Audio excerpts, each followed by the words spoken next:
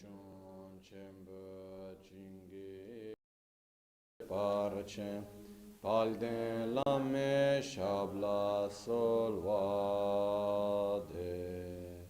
Omo a Guru Vajra Dara Suma Timo Nishasane Karma Uta Varda Nishri Bhadra Varsa Manya Sarva Siddhi Hum Hum Om a Guru Vajra Dara Suma Timo Nishasane Karma Uta Varda Nishri Bhadra Varsa Manya Sarva Siddhi Hum Hum Om Guru Vajradhar Uta Vardanya Shri Bhadra Varsa Manya Sarva Siddhi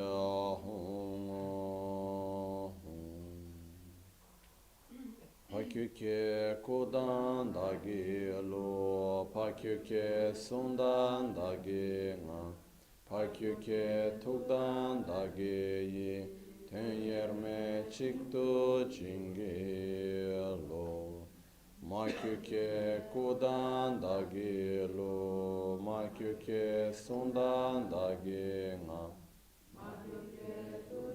Dagi Tenyerme Chikto Jingi Lo Om Muni Muni Mahamuni Shakya Muni Swaha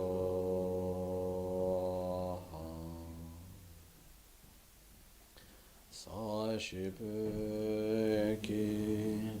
Shoshimeto Rare Ravalingashi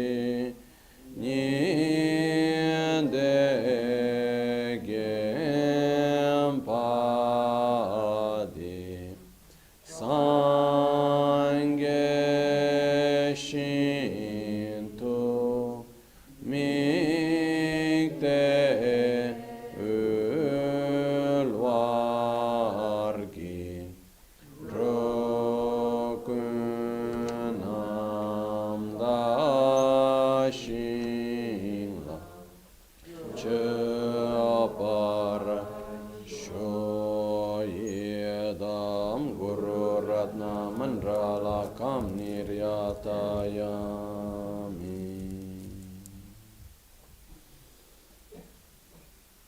Sangye Chedan Soge Chanam La Chancho Pardo Dani Kyapsochi Dage Shinso Gibe Sonam Gib Drola Penchira Sangye Druparash Sangye Chedan Soge Chonam La Chancho Pardo Dani Kyapsochi Dage Chushe Gibe Sonam Gib Drola Penchira Sangye Druparasho Sangye Chedan Soge Chanamla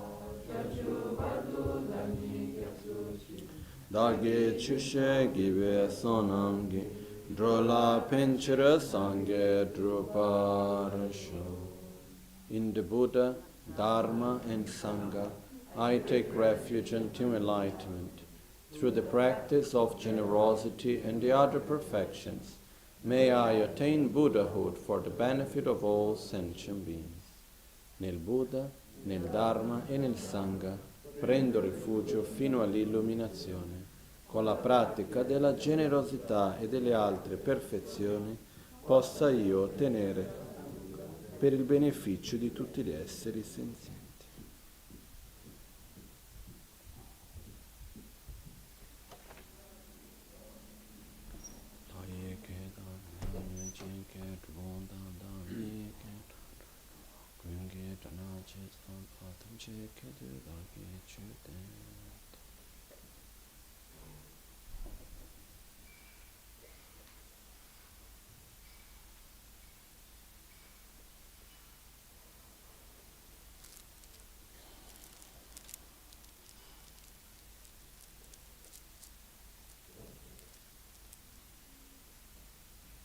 Kang la tena kusum dewache tumo ngodru tangche kechila tsulze wöku chokzul yishinor dorje chensha pemur kutune kelsan lome pende malupa drube tapchu niba tang talwa dögyu tambe menga petsale ombe meto tenze gugempel.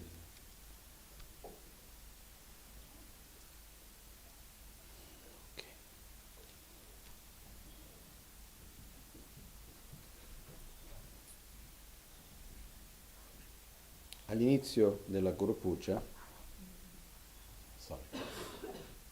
so today I will be speaking in English, and then Francesco will kindly be translating into Italian, quindi ci sarà la traduzione simultanea da parte di Francesco, gentilmente in italiano. Panchen Lobsang Chökyi Gyältsen inizia la Guru Puja con i seguenti versi. So, Panchen Lobsang Chökyi Gyältsen starts the Guru Puja with the following verses. Kang la tena kusum dewache tumo ngodrup tangche kechila solze doku chokzul yishinor dorje chenshape hor kutu ne. I prostrate to the feet of the incompatible, kind holy masters and go for refuge to them. Please take care of me with great kindness at all times and all situations. Lama Chupe Choka Shijawe Katingame Lama Tamba Namgi Shabla Cha Session Kyabsu Chiwo Tsewa Chimbo to the Nekap Tamche to Jesu Sundu Solo. If one relies on them, they bestow the great bliss of the three bodies, together with the common attainments in an instant. They are the wish-fulfilling gems that grant the highest of all desirable things. Having bowed respectfully at the lotus feet of the Vajra holders, I will arrange the unrivaled method to accomplish each and every benefit and happiness of the fortunate disciple as a beautiful flower garland necklace streaming from the lotus garden of the instructions of the holy sutras and tantras. So, before we go to the actual Guru Puja,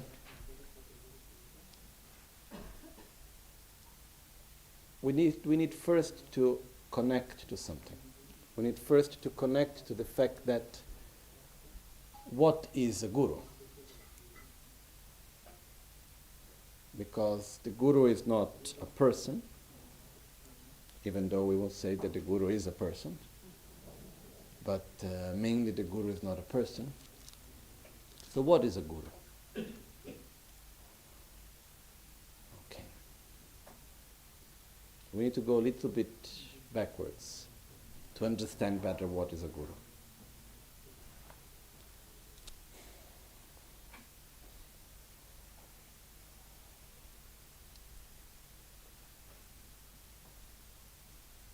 What we most want is to be happy and not to suffer, right? This is basically what is in the deepest part of our own wishes, of our own aspirations. We have this very, very strong, this very deep urge, this force to be happy and not to suffer. This is something that is part of ourselves. It's deep inside of us. And since the beginningless time, we're not able to point the finger and say it started then. We have been doing everything we can in order to be happy and not to suffer. We have tried everything that is within our own reach. We have tried with pleasures, we have tried with people, we have tried in so many different ways. Okay? But when we go a little bit deeper into it, the point is not that it's not possible to be happy or not possible to go beyond suffering. The point is that we put our energy into things that actually cannot sustain happiness and cannot eliminate suffering. So one of the most important parts on the path, without which we cannot understand what is a guru. Because, I'm sorry if I am so direct, if I go directly to the point, we will never have a guru until we take refuge in the Dharma. This is a fact. We can have the most beautiful person that we love, that we respect, that we see many qualities in, and we like to be nearby, and we receive benefits by being nearby. It can be the most incredible one. It can be the Buddha himself. But he will not be our guru if we do not take refuge in the Dharma. He can be a friend, he can be a good example, he can be many things, but not the guru. Okay? Why? Because first of all, the guru is the one that guides us on the path to enlightenment. One of the names that is given is Kalyana Mitra, or in Tibetan, Gyältsen, which is the friend of virtue, the virtuous friend, is someone that loves us and that guides us into virtue. But no one can force us to walk a path that we do not want to walk. No one can do that. So the first step is, I want to walk that path. Who can help me? But if I don't want to walk any path, if I just want to have a comfortable samsara, and having a nice, wonderful person that I can trust can help me to have a nice, comfortable samsara, that's okay somehow, but that's not having a guru. And that's not entering into the path to enlightenment. I don't know if it's clear. Maybe I'm being even too direct. But the first step is, where is my own suffering coming from? Because, okay, technically many of us know. We have learned, we have listened many times to teachings, we have read different books, we have knowledge. And we can say, yes, suffering is coming from where? I know the answer. Mental defilements and karma. Do we ever think on that when we are suffering? So it means we have not understood anything. Or better, we have understood something, but we have not comprehended it. We have not realized it. Okay? And until we don't feel from deep inside that our own suffering, that we so strongly want to avoid, it is actually coming from our own selfishness. It's coming from our own defilements. It's coming from our own ignorance. Until we do not feel it deeply, we will not do anything to change it. We will continue to experience this cyclic existence, so-called samsara, as if we are in what is called a garden of pleasures. Or if we are like, just remember, when I was a kid, I went once with my grandparents to Disney World. And Disney World is like this. You have moments of joy when you go to play on these big toys, no? And then you have long moments of being boring as you are waiting to enter on the line. No? So you have long time of being in the line. And then, even though my cousin had an idea when we were together that we would put my grandma on a wheelchair so we could skip the lines. But we didn't do that finally. She had good principles. But on the other side, what happens is that you have this constant thing. You have moments in which you are experiencing a lot of joy, a lot of excitement. Then, right after that, you have the moments of staying into this long, boring line for a long time. Okay? So, what happens is that even though we know that we don't like being in the line, and even though we feel that it is boring, we still remain in the line because of the pleasure of the ride. Okay? So,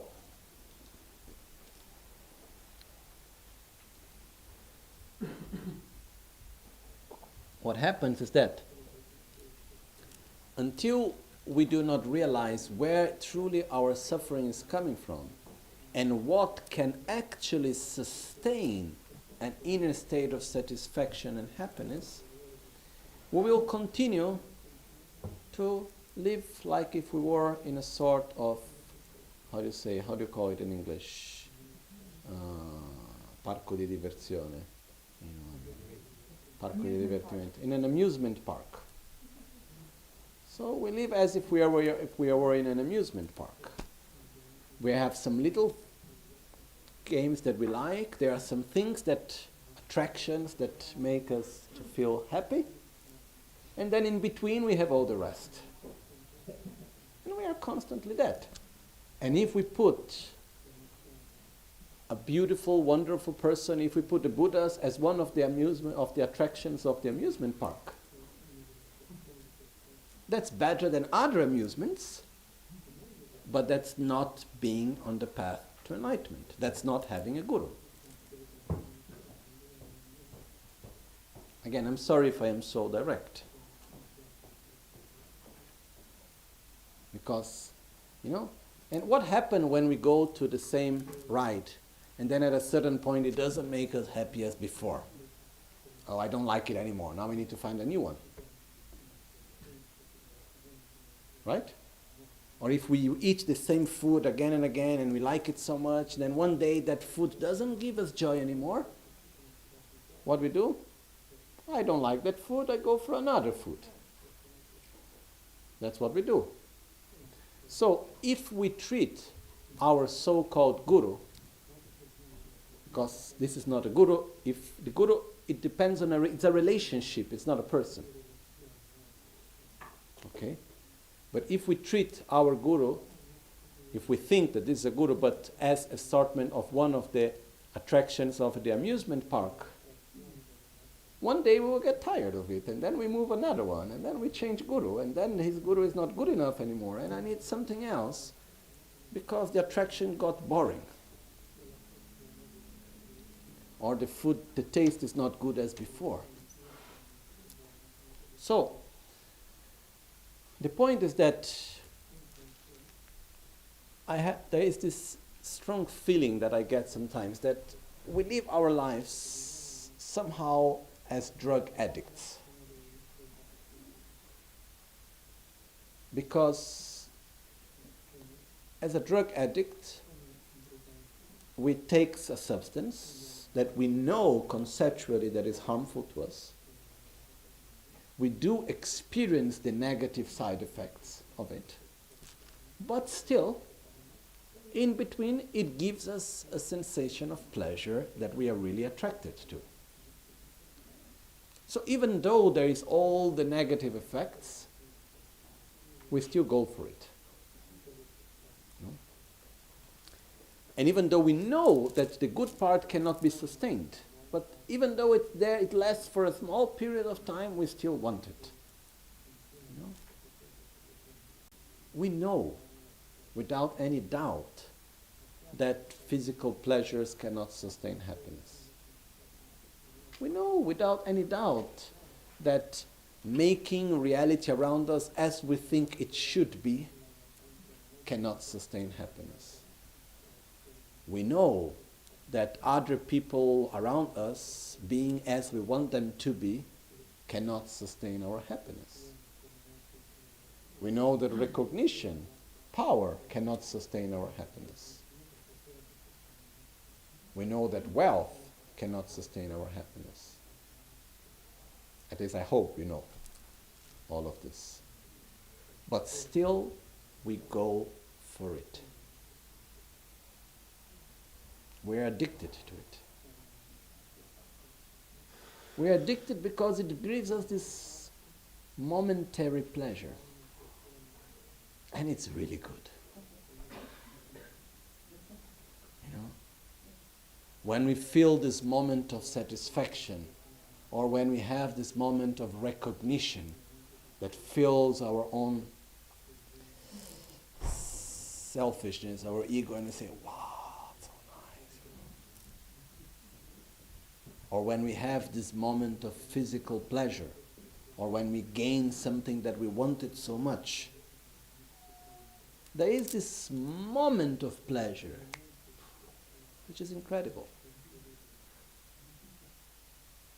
And we are completely addicted to it.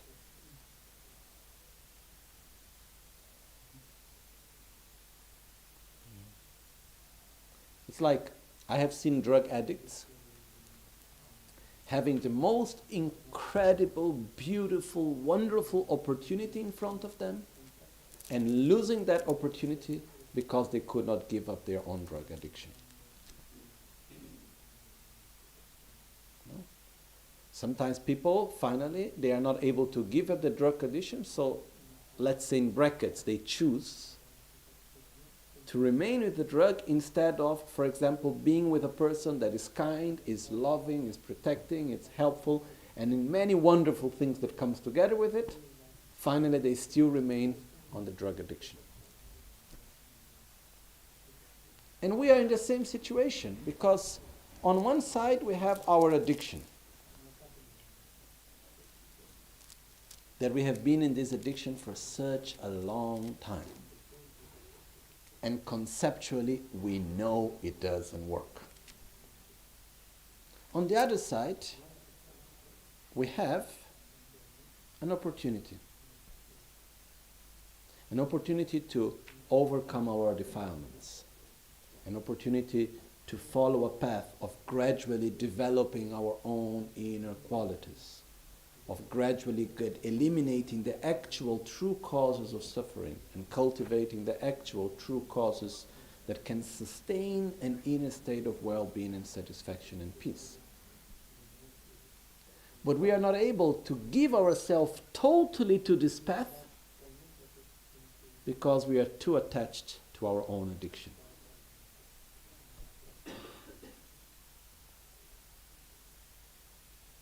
So,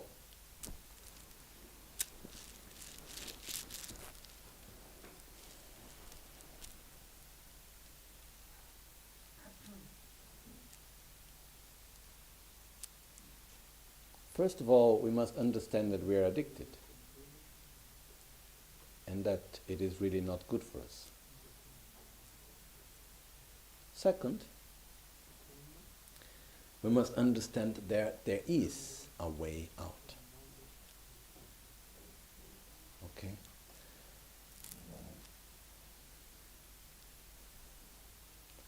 When we believe truly deeply that we can get out of the addiction, and we want to get out of the addiction,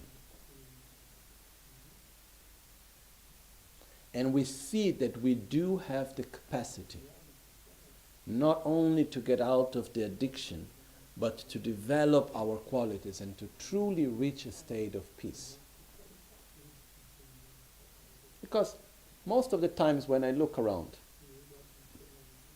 I don't, let's say, how to put it, the lack of effort into a virtuous path very often doesn't come because the person doesn't believe in the path, but because the person doesn't believe that he or she is capable of following and accomplishing that path.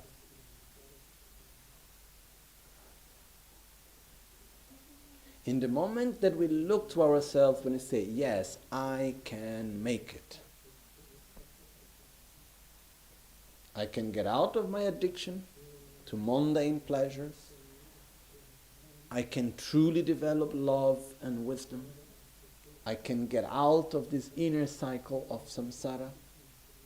When we truly believe in it, we are still into it. We are still into the addiction, we are still into the cycle of suffering, we are still into it. But in the moments that we believe from the deepest part of ourselves that we can get out of it all, that's so-called the certainty of emergence, so-called renunciation. Nature. That's the first step. Yesterday we ended the teaching saying to rely correctly upon the Guru is not simple and is not easy. Truly speaking, to rely correctly upon the Guru, we need at least a basis of renunciation. Basis, I didn't say complete. Okay? So, again, I don't want to suffer, and I deeply recognize that the causes of my own suffering are coming from my own defilements, are coming from my own, let's so-called negative habits, from my own actions, so-called karma. And the antidote to it is to develop love, wisdom, and all the other qualities, and to act in accordance. So, in the moment that I develop the deepest, strongest wish to overcome my own defilements, to get out of this negative addiction, and to overcome my own defilements, to develop my qualities to their maximum potential. In other words, when I develop the deepest wish to follow the path to enlightenment, then I am ready to look for a Guru. Because the Guru is the one that guides us on the path to enlightenment. But if I don't care about the path to enlightenment, all I care is having a comfortable samsara, I need no Guru.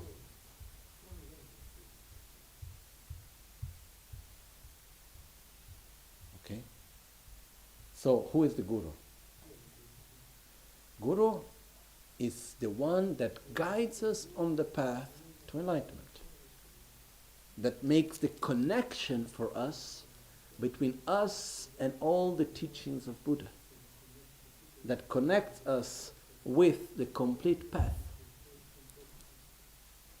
that guides us on a formal and a non-formal way,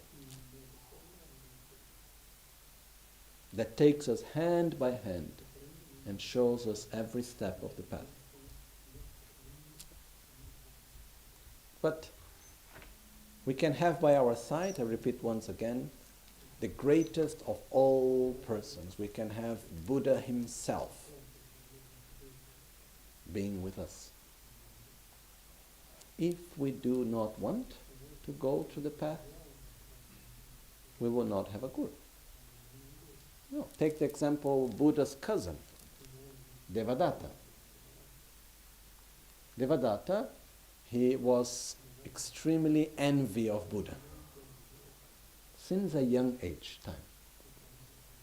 And in all this envy that he had for Buddha, basically, he wanted very much to become king. And when Buddha was very young, his father saw that Buddha himself, as Prince Siddhartha, was not eager to become a king. So what he did is, because his father was a more powerful king than the father of Devadatta, so he called and he asked Devadatta to come to live together with them, to try to influence Siddhartha to have the same urge and attachment to become king. But what happened was that in the moment that Devadatta was sent to the royal court of Siddhartha, of where Siddhartha was living, he became the number 2 in the court, but he lost his opportunity to be king in his own kingdom. His brother got the place of king. because he was sent to serve the other kingdom.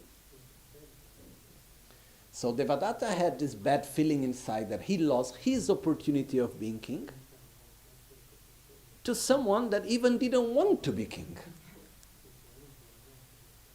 So it was like, not only I lose my opportunity, you spit on it even, you know. Then later, when Prince Siddhartha left and later became known as the Buddha, Devadatta followed him. And he had this very strange relation, because at the same time he had a lot of envy, he had attraction. It was like he was always in competition. He always needed to show that he was better than Buddha. So he became a monk. Then he tried to gain control over the monastic sangha. He tried to kill Buddha 5 times during his lifetime. And many, many other stories in between that. So, was Buddha Shakyamuni the guru of Devadatta? I don't think so. Because Devadatta, from my own understanding, saw Buddha as a competition. Someone to compete with, to show that he was better. And it was there, Buddha Shakyamuni himself, being very near to him and still was not his guru. No? It's like having a doctor. I can be the friend with the best doctor in the world. If I do not ask for treatment, for guidance, he will not be my doctor. He can be a doctor, generally speaking, for other people. But when is he going to be my doctor? When I rely upon him to cure my sickness. Because I want to get cured. I acknowledge that I am sick and I want to get cured. So I rely upon him for that. I can be best friend. I can be the son or the daughter, the father or the mother, the husband or the wife, with the best doctor in the world. If I do not rely upon him or her as my doctor to help me to get out of my own sickness, will not be my doctor. It's clear, right? So I can be extremely near to Buddha. I can be the father or the mother of a Buddha. I can be the husband or the wife. I can be the friend. I can be 24 hours nearby together. If I do not rely upon him or her as the guide to my own spiritual path, to reach the ultimate state of nirvana, as I want to get out of my own defilements and suffering and so on, will not be my guru. I think it's quite clear, right? So when we say, oh, my guru, it implies the fact that first of all, we take refuge in the Dharma. That we are ready to give priority, first of all, to our spiritual path. We give priority to the fact that my suffering is coming from my own defilements and not from elsewhere. Everything else are just conditions. And once we understand that, and once we have this deep urge to get out of our own suffering and samsara, then we understand that we need help. We don't have enough knowledge yet. We don't have enough experience. We must have someone that makes the connection between us and all the holy beings, that shows us the path, that guides us. That's when we feel the need of having a guru. That's when we can take refuge in the guru. Okay? From that moment on, we can have a guru. There are some qualities that the guru doesn't need to have. The guru doesn't need to be kind. He doesn't need to be simpatico. How do you say that in English? Nice. He doesn't need to be friendly and nice. I don't know. Just to, there is many stories. Rinpoche, there was one of Rinpoche's guru that would scold him at least once a day. He said he cried many times. Kyabche Son Rinpoche. Kyabche Son Rinpoche was very kind, but was very tough. And he had many disciples, but not many wanted to be very near to him as attendants. There was no man much mid-term with him. And if he saw something, he would say very direct. He would be very direct. And so it was not so easy. Rinpoche was his attendant for more than a year. And he said that during that period, there was not one day would pass without being scolded at least once. And was not like the gentle type of scolding that we know here. Okay? So, the quality that we look in a guru is to have the qualities that we want to develop. Is to be able to guide us on the path to enlightenment. And most of all, is not only having the knowledge, but most of all is having the realizations, being what we want to become. This is the most important thing.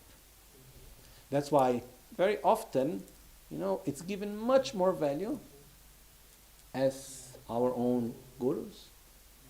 Those that have realizations and not those that have knowledge. Because there is a big difference between the guru and a teacher. A teacher can give us knowledge. A guru can guide us spiritually. And these are two very different things. So the guru doesn't need to be nice to us. Actually, he doesn't even need to smile to us. That's not what we need to look in a guru for. Within his qualities, we must look for a guru that must love us in the deepest level. That we can truly trust that will always do for us what he understands as the best of our own interest, not what we think is the best of our interest. There's a big difference here.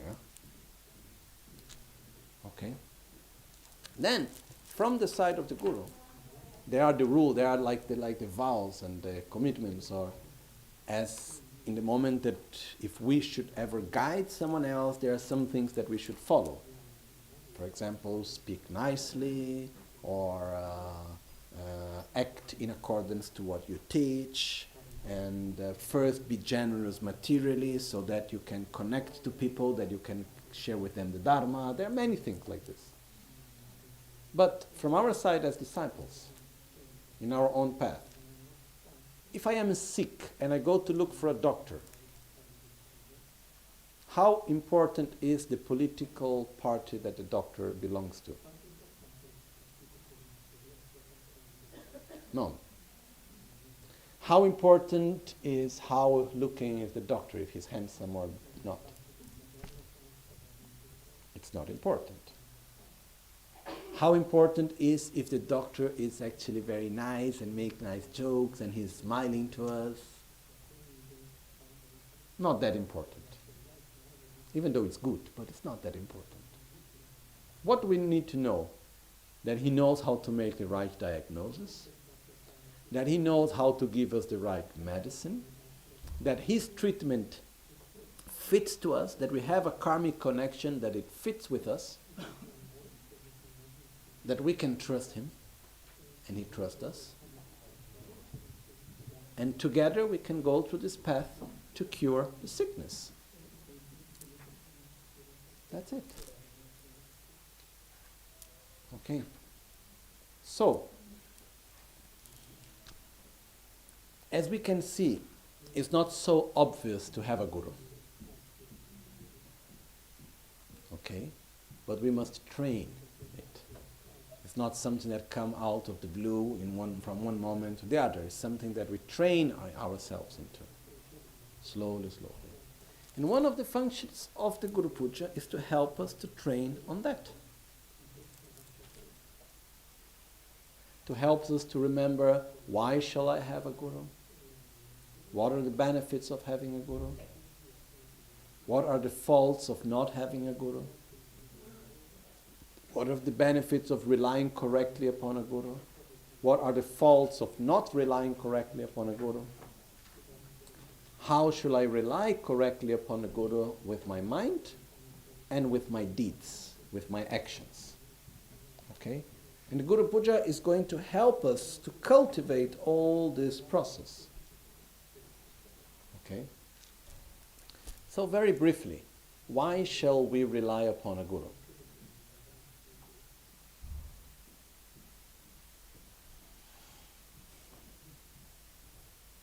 Starting from the very mundane things.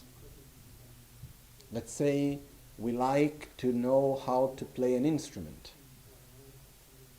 Or we want to learn how to do something physical, like how to make a table out of wood with the carpenter. Or we want to know how to paint something. Or we want to know how to write poetry. Or anything. Can we do it all by ourselves, or we need someone to teach us? Someone may say, I use tutorials videos in YouTube. I can do by myself. That's not doing by yourself. You are still relying upon someone. To rely upon ourselves means I don't talk to anyone, I don't listen to anyone. Just by myself I am able to know that and to learn that. Are we able to learn anything just by ourselves? Or we need to rely upon others? We need to rely upon others. We have always. So, if to learn the most normal, mundane things we must rely upon others, what about developing our deepest qualities and overcoming our strongest and deepest defilements? We need to rely upon others. We need support. We need help from someone, or more than someone, more than one, that has had the direct experience, that knows how to do it, that can tell us, go this way, don't go that way. We need someone that is able to see what we are not able to see, that can gradually help us to open our own eyes to be able to see it. It's someone that will describe us. It's like, imagine that we are blind, and someone can describe us what is in front of us.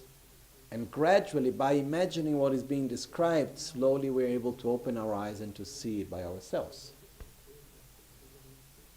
But as we walk the path, we need someone that describes us what is happening and takes us hand by hand and can show us the path. Because if we do not rely upon others, if we do not rely upon someone that can guide us correctly, we will simply continue to do what are our own habits, what we already know.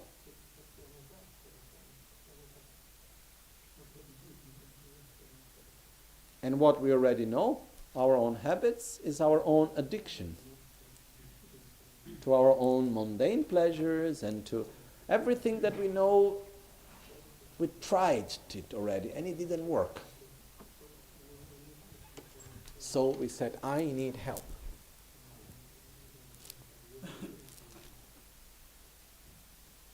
Then I go to someone that has better qualities than me and I ask for help. But I never ask for help in the sense, you should do it for me. Please take me out of my suffering. We ask for help, please show me the path so that I can follow. Okay? So, Panchen Gyältsen says, I prostrate to the feet of the incomparably kind Holy Master and go for refuge to them. Why it's the Guru incomparably kind Holy Master? He's incomparably kind. This is not just some sort of praise. There is a meaning behind those words.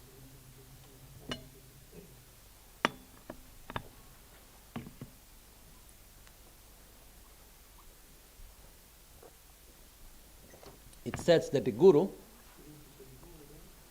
is kind to us as no one else. The kindness of the Guru surpasses any other kindness. Not because the Guru is a kind person. When we say that the kindness of the Guru surpasses any other kindness, when it says here, incomparably kind, Holy Master, it's not saying that he is a very kind person. That's not what it's saying here. It's saying that from everything that we can receive in this life, and in every life of ours, what we can receive from the Guru is the greatest. So he's the kindest to us. Okay? Because the word in Tibetan, kajing, which we translate as kindness, it is not understood as a quality of the person. It is understood as, as the quality of what we receive. Okay? It's just to say, for example, if there is 5 people, one person gives me food, one person paint my nails, one person help me to cut my hair, one person teach me how to meditate. Okay? Another one is showing me how to read and write. Okay? Maybe the one actually painting my nails is the one with more qualities than all else. Is the one more kind, more peaceful, more patient, more loving, with more wisdom. But which one of them is more kind to me? Not in relation to their personal qualities, but to what I receive. I would say that we have the one that gives us food is important. The one that teaches how to meditate is important. The one that teaches how to read is important. Then we have the hair, then we have the nails, more or less. Or the other way around, who knows. So it's not a matter if the quality of the person is of what I receive. I don't know if it's clear, this. Yes, no, more or less? Okay, explain once again. There can be 2 persons. One that has many, many qualities as a person. And one that doesn't have that many qualities. Let's say one that is a very patient and very loving and with a lot of wisdom. And one that doesn't have much patience and doesn't have that much wisdom and that gets nervous very easily. Okay? But the one that gets nervous easily, for whatever reasons of our own interdependence, is giving us things that are very precious to us. Is showing us how to read and write, is showing us how to live correctly, is guiding us in our life, giving us good advices, and is taking care of us.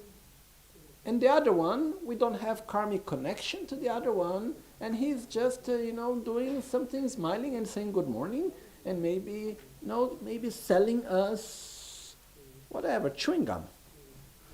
Okay? Between the 2, to whom should we have greater gratitude? To the first. The word kajing in Tibetan is a mixture between kindness and gratitude. So it means to whom we should have more gratitude is the one that has more kindness towards us. So it's not talking about the innate quality of the person. It's talking about what we receive and how important is that person to me. Okay? So in our lifetime, we can receive many things. We can receive love from family and friends.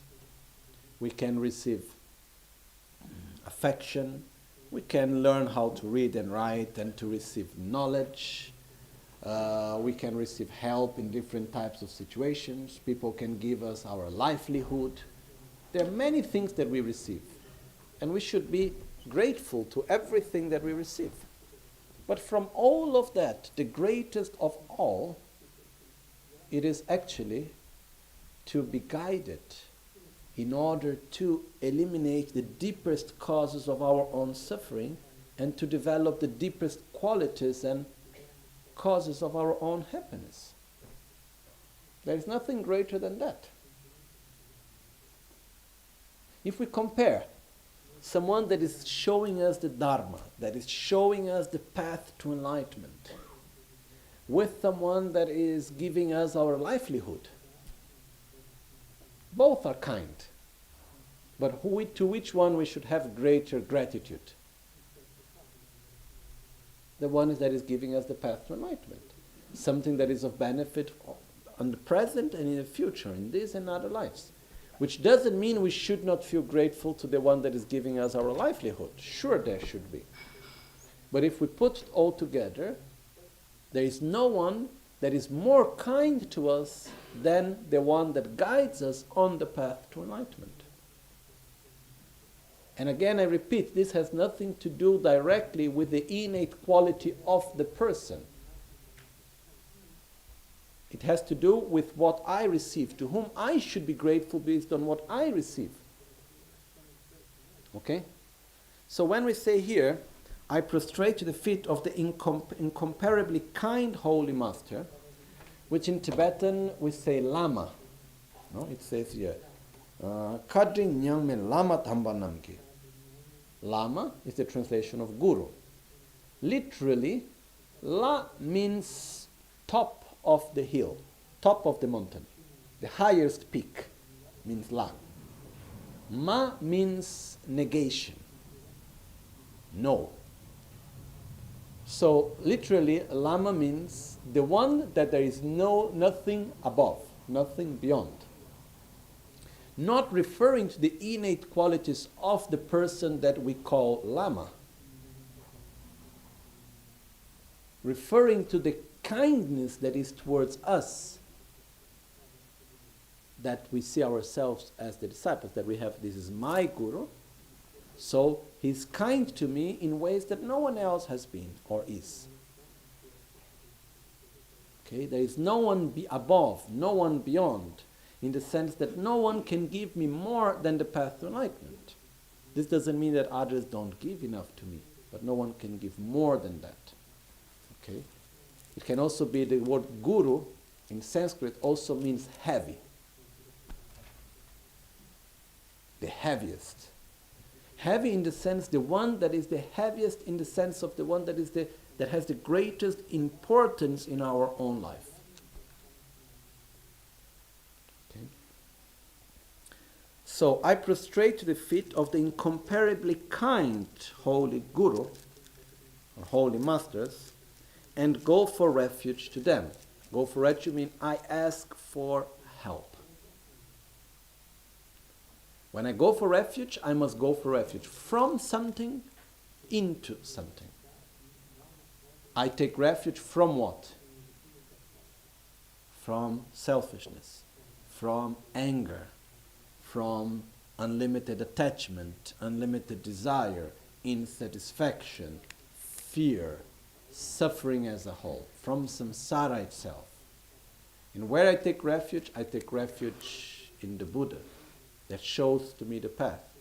Most of all, I take refuge in the path itself. But for taking refuge in the path, which is the Dharma, I must have someone that shows it to me. That's why I take refuge in the Guru, I take refuge in the Buddha, and I take refuge in the Sangha, which is the company during that path.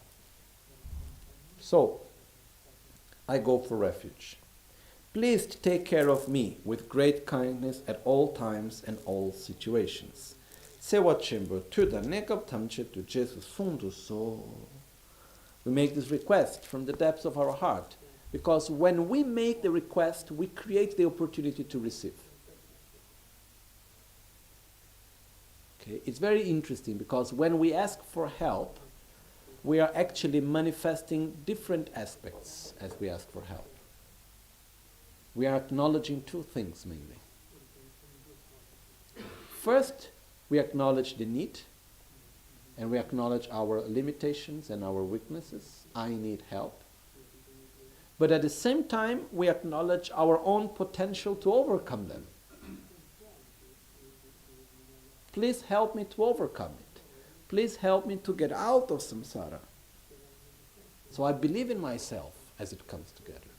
And when we ask for help, we give the opportunity for the connection between ourselves and the other to get stronger, so that we open the opportunity to create the interaction through which we can get out of the state in which we are. No one can help us if we are not open to their help. So asking for help is fundamentally important in order to be able to receive help. So that's why in the very beginning we say, please take care of me with your great love, with your great kindness, at all times and in all situations. Then here comes the verse. If one relies upon the Guru, because here the Tibetan language very often doesn't specify if it's singular or plural. Sometimes it specifies that it's plural, like the part before. So here it can be translated or as plural or as singular. But if one relies upon them, then means what? The Guru. Okay. They bestow the great bliss of the three bodies, together with the common attainment in an instant. They are the wish-fulfilling gems that grants the highest of all desirable things. Which means it's through the Guru, is by relying upon the Guru. Again, it's not through the power of the person. It's through the power of the relationship. It's through the power of us relying upon the Guru. Sure, the Guru, we should rely upon someone that have qualities. But if it was based only on the qualities of the Guru himself, he should do this to anyone at any time. Why can't he bestow the three bodies, which means enlightenment, in other words, to one and not to the other? No, is the Guru so sadic that he say, oh, if you are do this and you are nice to me and you show me that you are suffering and you take refuge in me, then I will help you to get enlightenment. If not, I won't. No. But, it's like in the text, the Dagzin Shakdep, of the discussion between wisdom and ignorance of Panchen, Lobsang, Chökyi, Gyältsen, where wisdom says to ignorance, go away, you are just harming the person. And then ignorance answers back, oh, you think it's that easy? Just say to me, go away, and I go away? I have been here for such a long time. If all the Buddhas have one wish, is that of me going away, and I am still here. Not even all the forces and all the desires and all the strong wishes of all the Buddhas together can send me away. It's true. So when we say here that the Guru bestowed the great bliss of the three bodies, which means that he grants us the state of enlightenment. Three bodies is the subtle, the gross, the subtle, and the very subtle bodies, which we call Dharmakaya, Sambhogakaya, Nirmanakaya, the body of essence, the body of pleasure, enjoyment, and the body of emanation, which basically is the gross body, the very subtle body, the subtle body, and the gross body, which means the state of enlightenment. No one can grant us enlightenment in the sense of to give us enlightenment, but the Guru can show us the path and guide us, and through that way can grant us enlightenment. So who grants us enlightenment? is not an innate quality of the Guru, is a result of his qualities and the way how we rely upon him together. It's the result of being our Guru, not being a nice friend. I don't know if it's clear this. Because something that we need to be very careful is that we have the tendency to read everything as the innate quality of the Guru. You bestow enlightenment, you bestow everything, so do it for me, I'm here waiting. And that's not what it means. Okay. They are the wish-fulfilling gems that grant the highest of all desirable things. What is the greatest desire that we all have? To be happy, not to suffer. Who can grant us that? We can only reach there by eliminating our own selfishness, by developing more love and wisdom, by dealing with our own defilements. And who can help us to do that? Who can grant us that? Guru Buddha. Okay. So, from all that I receive is the greatest in kindness. From all that I can receive is the most precious that comes from the Guru. And remember that the Guru is the embodiment of Buddha, Dharma and Sangha. So, for me personally, why to rely upon the Guru?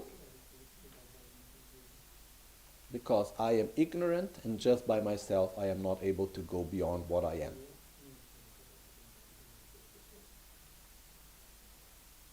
What is the fault of not relying upon the Guru?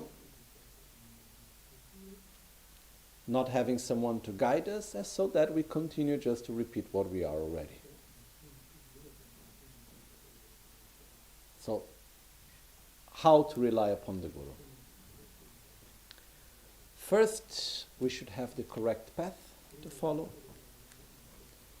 And we should connect to our Guru as the guide on our path and see his qualities connected to the path. So, I will follow more the text, otherwise we will never really go through it. So, having bowed respectfully at the lotus feet of the Vajra holders. The Vajra holder, it means Buddha, because the Vajra holder, it is also the name of Dorje Chang, which, or in this case is Dorje Chen, is the one that has the Vajra. Vajra means indivisible, inseparable, non-dual. Okay, literally Vajra means diamond. Diamond, it's something that it's pure, and it's from all the stones is the hardest one. So it's not something that you can break easily. So that's why the diamond, it's said to be indivisible, inseparable. That's what it means. So here, who is the Vajra holder? Who holds this state of indivisibility, of non-duality? It's the indivisibility of what we call great bliss and emptiness, of matter and wisdom. So is the fact that who is the Vajra holder is the one that holds within himself the relative and ultimate bodhicitta, which means the state of great love and wisdom, which means a Buddha. Okay? So having bowed respectfully at the lotus feet of the Vajra holders, I will arrange the unrivaled method to accomplish each and every benefit and happiness of the fortunate disciples as a beautiful flower garland necklace, steaming from the lotus garden of instructions of the holy sutras and tantras. Gyältsen lome pende malupa drube takchu niba thang tralwa dögyo dambe menga petsalle ombe meto trense gugen pel. So here Panchen Gyältsen is saying, he compares all the teachings of sutras and tantras as a beautiful garden. And what he says is saying, I'm going to pick up the most beautiful flowers and I'm going to put them together as a necklace of flower, as a garland of flowers, and I'm going to offer it to you, so that with that you can fulfill the path to enlightenment. And this is the Guru Puja. So the Guru Puja is where Panchen Losang Gyältsen picks the essence and the most important parts of both Sutra and Tantra and put them together in a beautiful way, easy to understand, accessible, melodious, with beautiful words, that is pleasurable, so that we can familiarize ourselves with it, that we can practice it. So, I will arrange the unrivaled method to accomplish each and every benefit and happiness for the fortunate disciples. So, the unrivaled methods, there is no method beyond that to reach the state of happiness and well-being. I will take that method and arrange it in a way that you can all access it, that you can all receive it in an easy and beautiful way.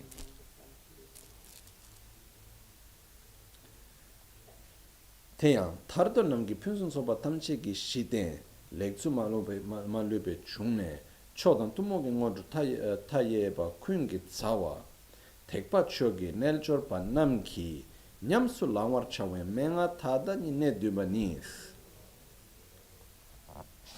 Rangla, lam chinchi malobar tumbe gewe shini tsu shindu temba la ra leba yinte. Okay. With regard to the very foundation for all perfections, for those wishing to attain liberation,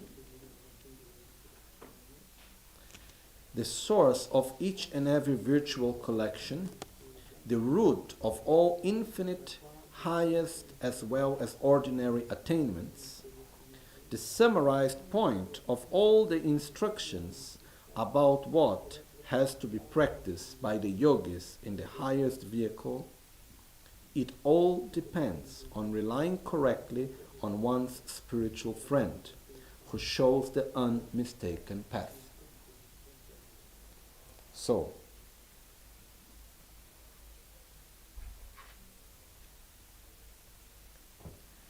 in other words, all to develop each and every of our qualities, to develop love, to develop patience, to develop generosity, to develop renunciation, bodhicitta, correct view of reality, generation stage, completion stage, any aspect of the path to enlightenment, it depends first of all on what? On relying correctly upon the Guru. On relying correctly upon a spiritual guide, a spiritual friend, who shows us the unmistaken path. That's why we need to choose carefully who is guiding us. Because if we choose someone that doesn't have the qualities to guide us, then we may not be taken to the right path. No?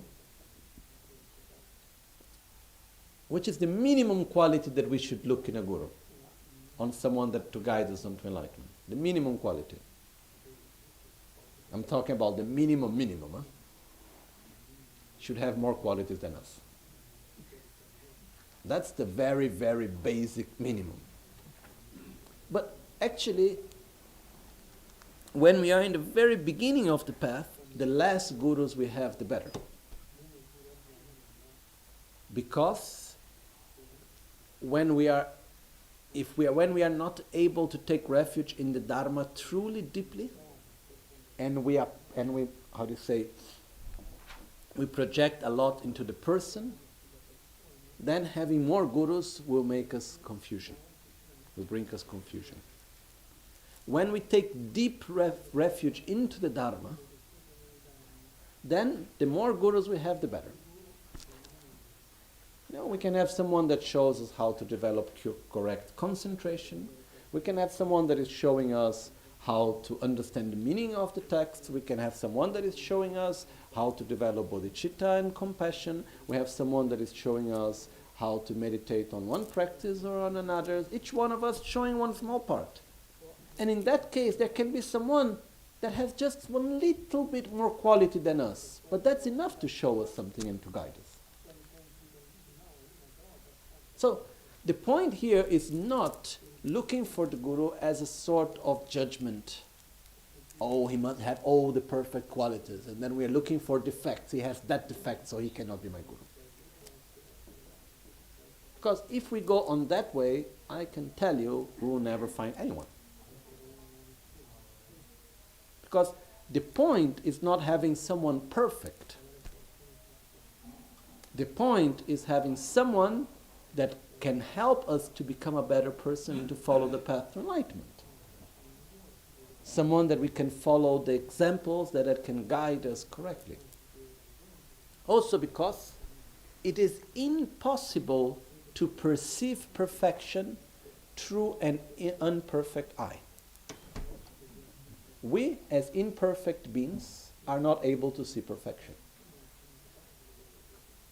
We will constantly project into others our own conflicts, our own defilements, our own expectations, our own idealized views, and so on and so on. So we could have, a group of all the Buddhas, they come here physically to us, and we will say, is he a Buddha? Oh, I don't think so. The Buddhas are supposed to have their hair like that. Oh, is he a Buddha? No, because he didn't smile to me enough. He said that which I didn't think was the right way to say. Oh, look what he's doing and look at this. Oh, I don't think he's a Buddha. Because inevitably we will project our own expectations and everything else. So the point is not finding the perfect being. The point is having someone, at least one, and if possible, many, many, many, that we can trust. Lama Tsongkhapa had more than 100 gurus. That we can truly trust. But you can have only many gurus when you take true refuge in the Dharma. Okay? Because they are all manifestations of the same, showing us the same path. Okay? When we don't have that certainty, when we don't have that stability, having many gurus will create confusion. Okay? So, again, it all depends on relying correctly on one's spiritual friend who shows the unmistaken path. Why? Because if we do not rely upon someone that shows us the unmistaken path, we will just continue to do what we already know. We'll continue in loop. Okay? And here, Panchen Losang Chökyi Gyältsen he cites some texts based on this. The first one is called the Peobum Ngomboles. Menga tamche dube goni shenyen tamba mi tangwa yin tele tedan chanchu sem sok yönden kunju kungi ter yin she song shins chetamche kimbe kyan tene dichir lekzo chinyepe tendre lekpar dribe tsawa ni lamdun shenyen tamba beba yi samdan jorwe tsushin temba ru tongne sodan chirya mi tongwar kashin drube chöbe nyebar che neljor nge kyan nyamlen tedar che tardo ke kyan teshin kyan se lo shedan jikden debe gelegi yönden kungi tsawa trinchen che she song shins. So in the blue volume, which is one of the books which describes the history of Buddhism until the 14th century, says, the most important point which summarizes all instructions is never to abandon one's holy spiritual master. That is the very treasure, the source from which derive all qualities, such as faith, bodhicitta, and so forth. And also the great omniscient Lama Tsongkhapa said, the root providing well for the dependent arising of all good things is this and that, in this and in the later existence. So the root providing well for all dependent arising of all good things in this and later existence is to rely correctly in thoughts and actions with effort on one's holy spiritual masters who shows the path. Having realized this, even at the cost of one's life, one pleases them with the offerings of putting their words into practice. I, a yogi, have also practiced in this manner. You, as an aspirant for liberation, should do likewise. So here, Lama Tsongkhapa very clearly states, saying, what creates the correct interdependence for us to develop all the qualities of the path, okay, is to rely correctly by thoughts and actions on our own spiritual guide. So how to rely correctly by thoughts is the way how we see the Guru, how we relate to the Guru inside ourselves, and actions is how physically we relate to the Guru through our daily actions. Okay? So relying correctly upon the Guru by thoughts and actions with effort is what is on one's holy spiritual master is the root that provides all the positive interdependence to reach the ultimate state of enlightenment. Having realized this, even at the cost of one's own life, one should please the Guru by offering them to put their advices into practice. What is the highest of all offerings that we can do to our Guru? To follow correctly the path. To follow well the advices. And by advices, what we mean? To follow the teachings, to follow the Dharma. For example, what is one of the advices that Rinpoche is always giving to us? Speak peacefully. Listen peacefully. Touch with peace. You know? Use our five senses with peace. It's like this is means to truly put into practice, to make the offering of putting their words into practice. And this is the greatest of the offerings that we can make to our Guru. And Lama Tsongkhapa say, me, I, a yogi, have also practiced in this manner. This is what I have done with my Gurus.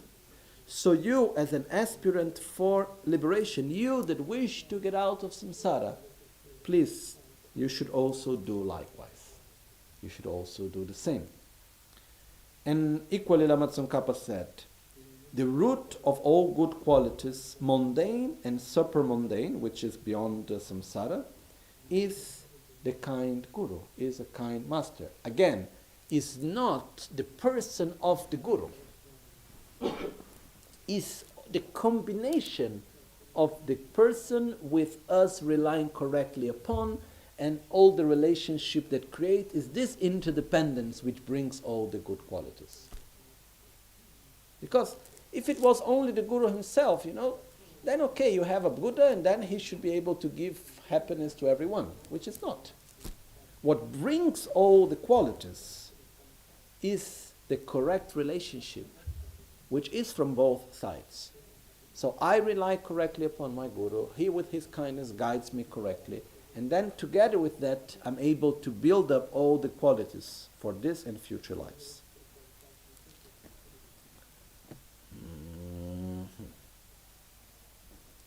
Lama ngab chuba le kyang, ngodrub lebun jedran she, dorje zimba ni sumbar, sheda ngobo tamche ki, lama yongsu nyebar cha shedang, yonde rinpoche duba le kyang, loma sambo lamar kuden deda ki, lama keba namla taktu tembar cha, chichir shena kebe yonden tele jung, teda, shera paru jimba jesu tun, sangye chunam gewe she la tento she, yonden kungi chonga gyawa teke sum, she sumbe chiris. Also, it is stated in the 50 verses of Guru devotion, as it says, the attainments depend on the preceptor. Vajradhara himself has said, knowing this, in all things, please your master completely. How we please our master? By practicing the Dharma, by following correctly the advices, by acting in a way that is coherent, is consistent with the teachings that we receive. That's the greatest of all offerings. In the moment that we are able truly by ourselves to put into practice the teachings, that's the greatest of every offering that we could ever make. It's like the part which refers of paying respect, making external offerings, doing prostrations, paying external respect. That's all for us, not for the Guru. That's for us. If we want to do something for the Guru, put into practice the teachings. Because there is one other aspect which is very clear for me. When there is a highly realized being that has gone beyond death, which means that has the ability to choose when and where to be reborn and so on,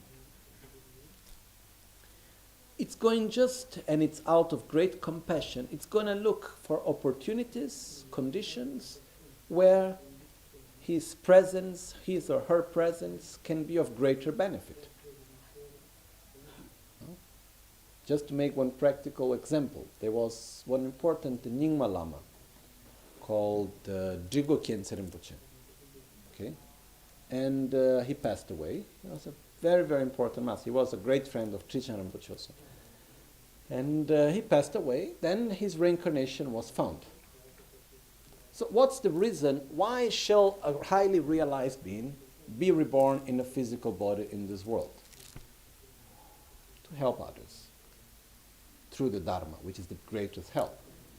So he was recognized as a child. He came from a family of well-learned Tibetans, modern Tibetans, parents. And the parents said to the lamas and the monks of the monastery, they said, okay, you recognize our child. When he finishes university, he can choose what he wants to do. He will have a normal life within our family, going to normal school. He will go to the university. When he finishes all of that, he can choose himself if he wants to go to the monastery or not, and this and that. They had a long-term discussion. Finally, the monk had no choice, and then they said, okay, what can we do? We cannot force you. Please take good care of him. He's very important for us, and so on. But then the boy that was only 2 or 3 years old starts to get very sick. He was having constant fever. No doctor could cure him by any means. Every time they took him to the monastery, he started to get better. His fever will go away and he will feel well. Every time they took him back home, his fever will come back again, and there was nothing to do. So at one point they went to the Lama and they said, look, what can we do with our child? And then the Lama said to him, he said, look, your child is not an ordinary person. He's a bodhisattva, he's an emanation of a Buddha which came to this body to fulfill his own purpose of being of benefit for others. If you do not allow that to happen, he will take no difficulty in going away from this body and taking another body for another chance.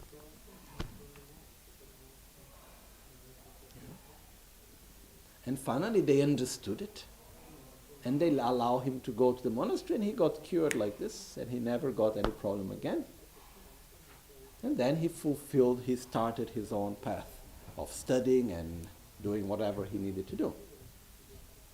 So it is said that we do many long life prayers to our gurus. No? We do pujas, we recite every day long life prayers, and we request, oh please have a long life, and we want to please the guru by maybe giving him gifts or doing whatever thing. But the way to really make our guru to have a long life and to please him is to make sure that his function is being fulfilled, that his job is being done. And what is that? To help us on the path to enlightenment. So if we put correctly into practice, that's the best offering that we can make. Later in the Guru Puja, There is the moment in which we offer our practice. We visualize it in the form of something beautiful and we offer it. But what we are offering is ourselves, our effort on generosity, on patience, on joyful effort on the path, what we are doing. So when here says, please your master completely in all things, it means put into practice the teachings. That's the best way that you can please your own master. It's like, how can you please your doctor? Take the medicine. Follow the treatment. You know? If you have a good doctor. And then again the text, which is called Comprising the Precious Qualities, also states, the good disciples who respect their gurus should always rely on their wise masters. Why is this so? The qualities of the wise come through doing that, and subsequently they teach the perfection of wisdom. The Buddha and the Dharma depend on the spiritual friend. This has been said by the victor, who indulges the highest of all qualities. Because of these worlds, the Vajra Master, the Guru, is even a higher field for the accumulation of virtue and purification of the obstacles of the disciples than all Buddhas together. In the Samvaradoya Tantra, which is the tantra, the root tantra, one of the root tantras of Heruka, it states, one second, I'll just read the Tibetan first. Tenas, lome tso sopada driba jongwa shintus, sange tamche lekyang, dorje lobe lakte domjun les. Dini rangjun chumdende, lakpe lhani chikpuni, menga raptu tewechir, dorje lobe tewel hak, chesunsos, gyumsen tetarnas. Lamgi ne tsangwe lame neljur gombani, teljur la nimbo lembe tap choktu gyurwa yimbes, didar nyamsu lamar chao. It states, this is the self-rising Bhagavan, which means this is the actual Buddha, the one and only supreme deity. Because he grants the instructions perfectly, the Vajra Acharya is still higher. Which means we can have the Buddha himself, the Idamit himself, but the Guru that guides us on the path is even higher than the Buddhas and the Idams all put together. And here there is another aspect, which is, if all the Buddhas come here to us right now, in their Sambhogakaya form, in their pure body, subtle body, what would we say to them? Thank you for being here, but I cannot see you. Very kind of you that you want to help me, but I need something a little bit more tangible. You know? So, if the Buddhas really want to help us, what they need to do? Manifest themselves in a way that I can relate to. There's no other way. So, if holy beings exist, as I do believe they do exist, if Buddhas exist, as I do believe they do exist,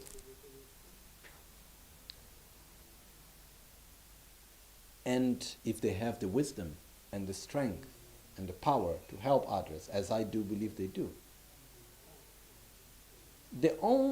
this is the clearest proof that they are manifested in my life in a gross level, in a level that I can enter into contact, that I can see, that I can listen, that I can touch.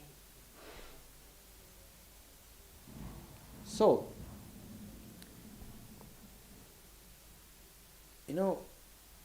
what is the main objective of a Buddha? To help others. What is the best way of helping others? By guiding them on the path of enlightenment, to help to develop their qualities. What is our Guru doing to us? He's fulfilling the job of all the Buddhas for us. So if he is not the manifestation of a Buddha, who can be then for me? Following the logic, no one. So here it is said that, there is one of the verses later in the Guru Puja. Sangye dhamme chumbe madungwe marunduke nitu drovala desh. Lam saji sangye dhamme chumbe madulwe. 1 second, I get the verse.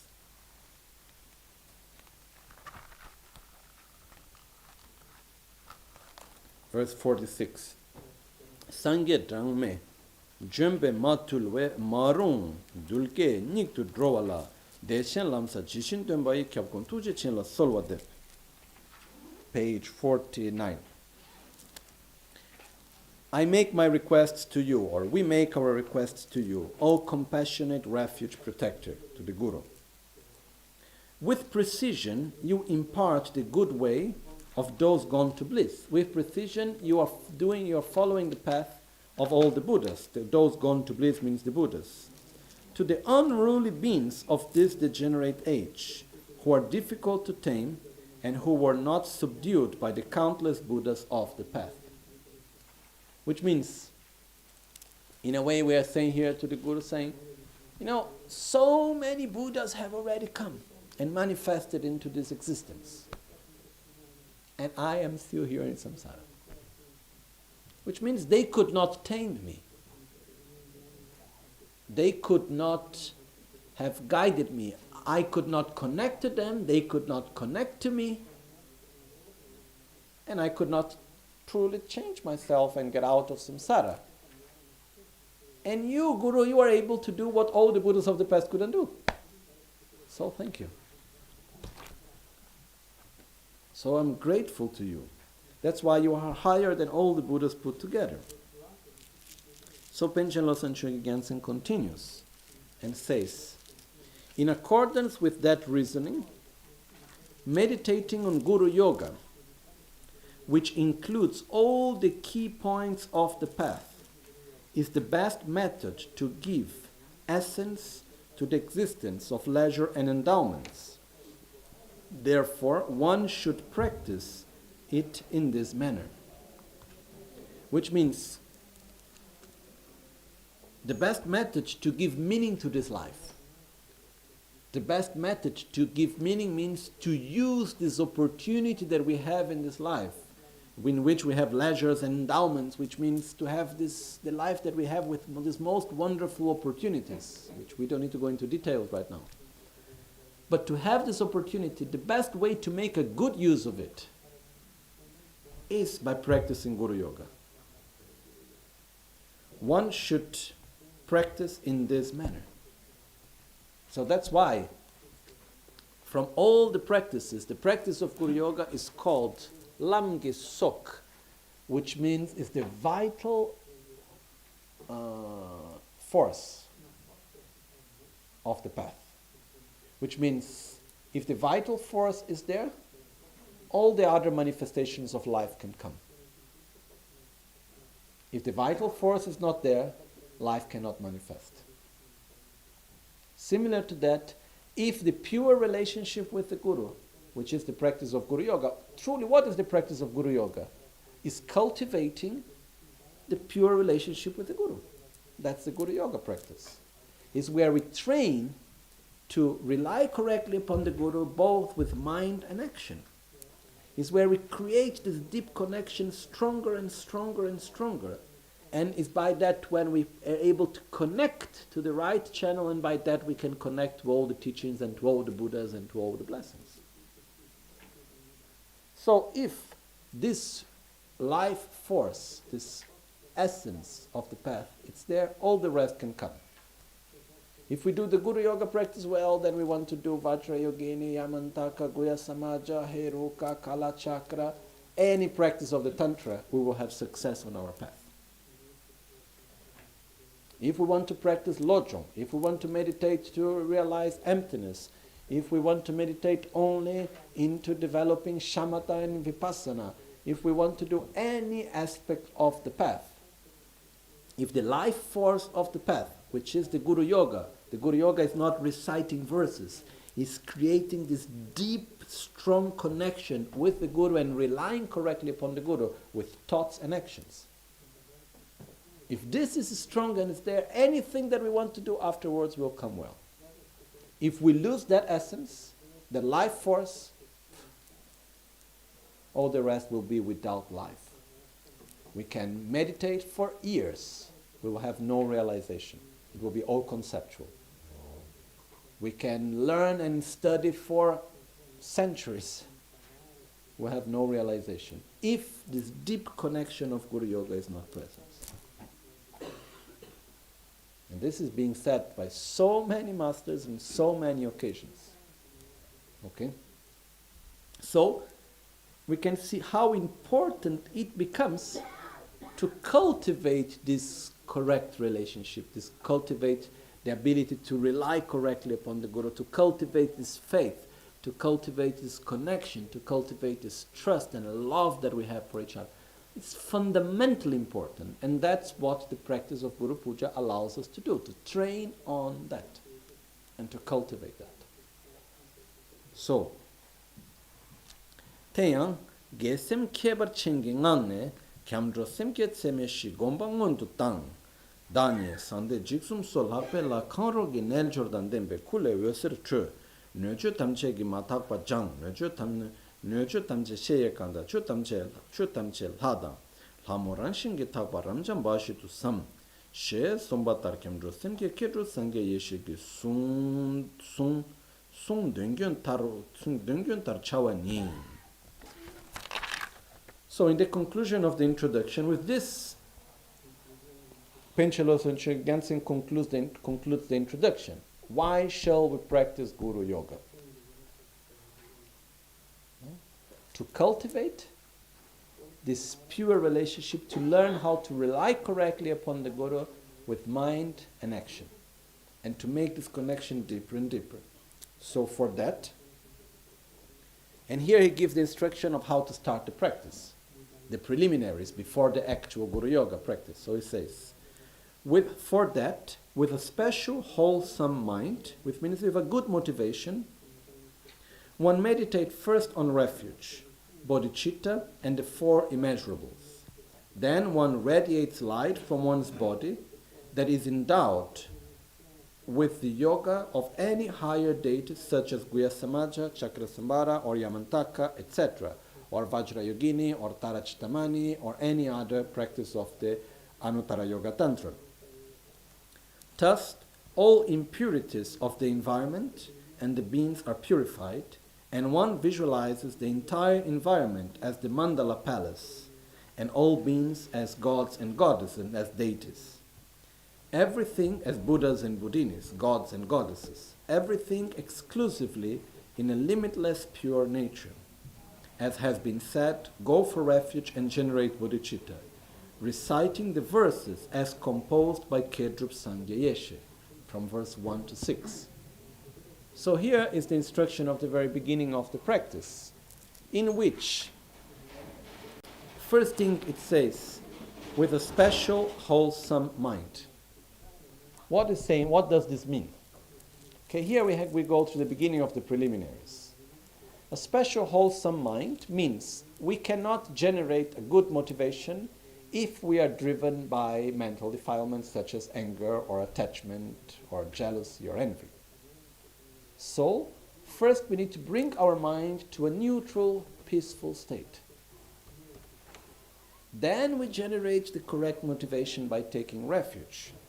Then we generate bodhicitta and meditate on the four immeasurables. Then we generate ourselves as the Buddha, as the highest deity.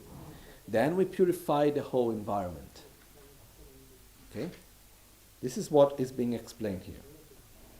So, one thing, as we said yesterday, the actual words that Panchen Losang Gyältsen wrote to recite, they start in verse number 9. Okay? Verse number 7 and 8, which is the blessing of the offering, is actually instructions that traditionally became recitation, but originally were instructions. Okay? And the verses before, from verse 1 to verse 6, were written by his own guru, Kedrup Sangye. So, it's interesting. If we take the original text of the Guru Puja that we find in the Sumbum, which is the collected works of Panchen, Lobsang, Chökyi, Gyältsen, this line which says, as has been said, go for actual and generate bodhicitta, reciting the verses as composed by Kedrup Sangye. This verse is not there. The whole text, the verse from verse 1 to verse 6 doesn't exist. It just says, take refuge, generate bodhicitta, meditate on the immeasurables, generate yourself as a deity, purify the environment. Then you do it as you please. So latterly, it became tradition, the way how it has been transmitted, took the verses that were written by Kedrup Sangye, that was the root guru of Panchen, Lobsang, Chökyi, Gyältsen, from one text which is called also Guru Puja, written by Kedrup Sangye. This is something that when the first time that I was studying a little bit of the Guru Puja, I wanted to know where these verses were coming from. So I went to look in the original Sumbums, which is the collected works of Panchen, Lobsang, Chökyi, Gyältsen, and there I found that these verses were not there. Then I went to look the Sumbum of Kedrup Sangye, and then I found that there were at least, I don't remember precisely, but at least 3 texts of Guru Puja there. Short Guru Puja, middle Guru Puja, long Guru Puja, different ways of Guru Puja. And then in one of them, it starts exactly with Dechen Ngale Ranye Lamala, the verses that we normally recite. So this is coming the verses from his own guru, Kedrup Sangye. Okay. I think it's better not to enter into the explanation of that verses right now, just basically because of time. So what we will do now is we'll first give a look at the structure of the Guru Puja. Then after that we can actually enter into start one verse by the other, one part of and the other of the Guru Puja. Okay? So with this we conclude the introduction which was written by Panchen, Lobsang, Chökyi, Gyältsen. Now, okay, in page 14 we prepared something nice, which is just the explanation of the mudras and where to how, and the little symbols that you will find through the sadhana, where we have like, okay, when to play the bell or the damaru and so on. This is not, how to say, compulsory. Like doing the mudras or playing the bell and the damaru is something that you can do, but it's not like if you don't do, the practice is not complete. There are some practices, for example, the practices of Sarva Bhivedo Chana, Kunrik, that if you don't do the mudras, the practice is not complete. It's not valid. This is not the case in this practice. So it's not something that you must do, otherwise you are not doing the practice, okay? Anyhow, let's look a little bit how the practice is structured. The structure of the practice, it's very simple. And for me personally, whenever I go to learn one sadhana, the first thing I like to do is to divide it into blocks, to understand how it is structured. Because when we understand how it is structured, then after that we can see that we can make one part with long verses, with short verses. We can understand how the whole thing is done. Okay? Also because we need to understand that the verses that we have here, it's a map. It's a map of visualization, it's a map of states of consciousness that we need to develop. And we need to understand which are the main parts of this map. Okay? So, in the very beginning, we have the preliminaries. Okay? And we can divide the whole practice into taking refuge, generating bodhicitta, purifying the environment, purifying the offerings, generating the merit field,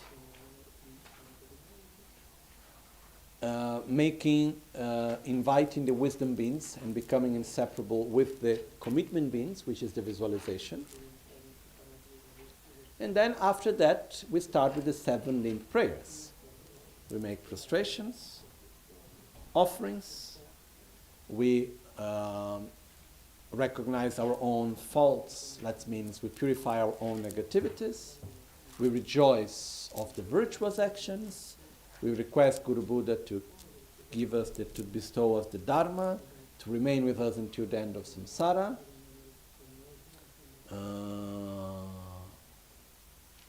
We dedicate our merits.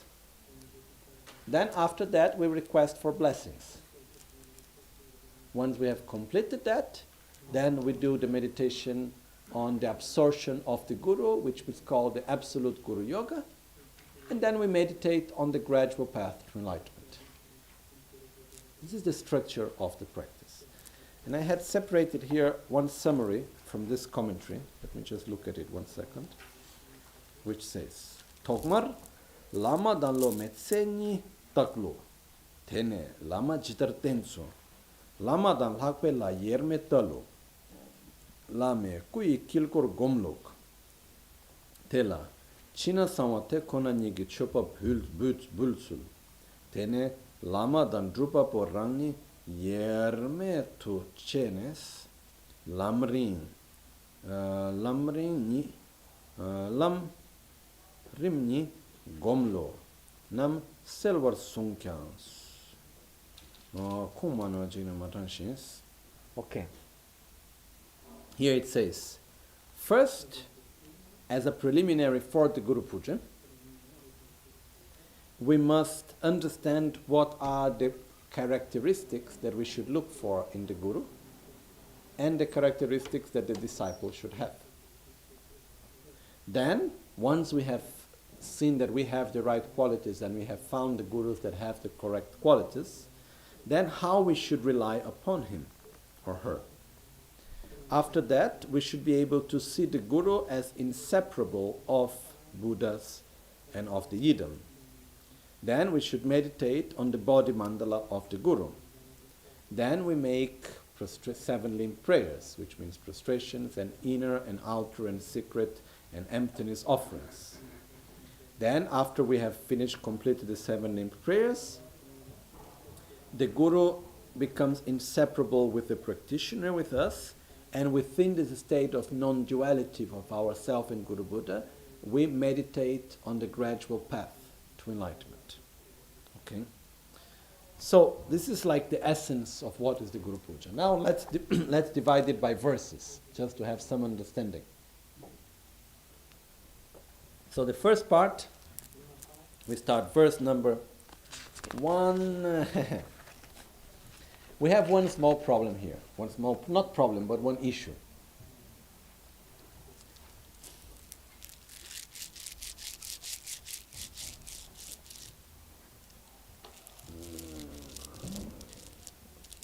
I'm just thinking to explain this today or not. It's just that when taking refuge, there are 2 different ways of taking refuge. Okay? There is the common way of taking refuge, which is for beginners, and then there is the uncommon way in the Vajrayana path, which is for more, advanced practitioners. The way how the text is written is for advanced practitioners. Okay, that's why Paponka Rinpoche, he adapted the text for beginners, changing the order of the first verses, which is not a change in the original Guru Puja text, it's a change in the preliminaries. So basically, to recite in the order that is written, it's correct. But for most of us, it's more suitable to recite verse number 1 after verse number 6. Okay? So for most of us, it is more suitable to shift verse number 1 after verse number 6. Okay? Tomorrow we will see why and how. But normally, if we follow the common way of practicing order, first from verse number 2 to verse number 3, we take refuge. There is first Rapkar Gesem, with a state of exalted white virtuous mind, which means first we meditate on our breath, we bring ourselves to a calm and peaceful state, and then we go for refuge. So from verse 2 to verse 3, we take refuge. From verse 4,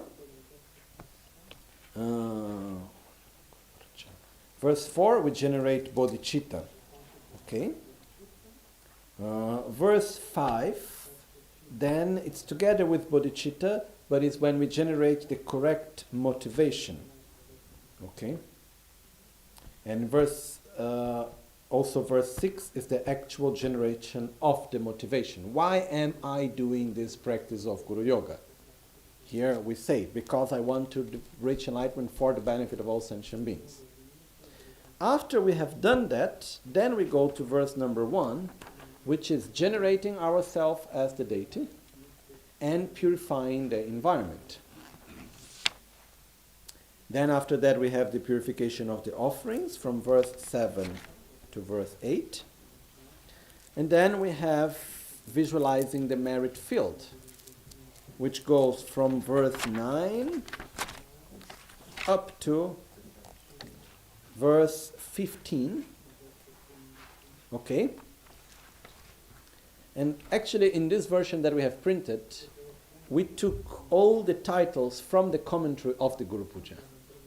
So there is no need of much explanation, everything is there. So we go from verse 9 to the end of verse 14. We have the visualization of the merit field, which is the visualization of Guru Buddha.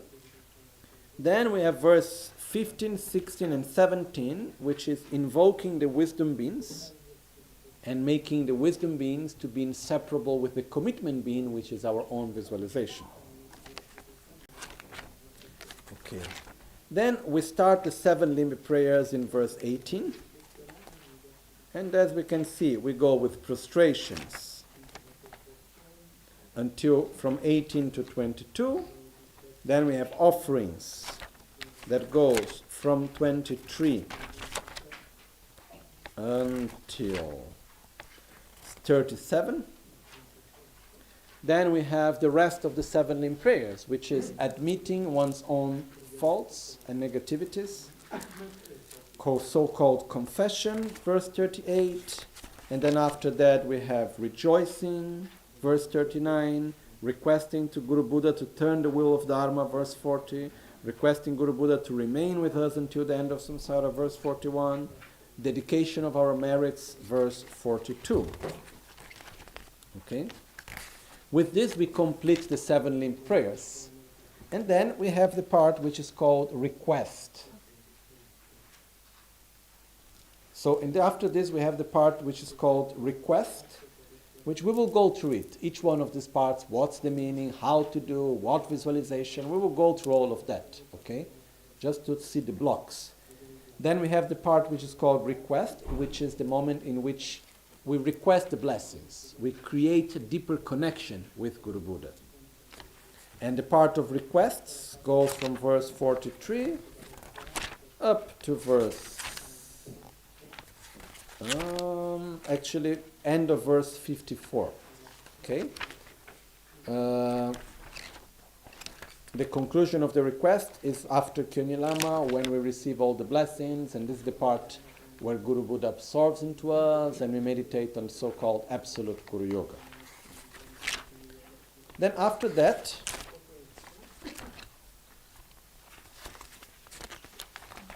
we have the actual part, which is, we have here from verse 54, which is the meditation of absolute Guru Yoga, which is the absorption of the Guru, where we receive the 4 empowerments and so on. And then after that, from verse 84 to verse 114, if I remember correctly.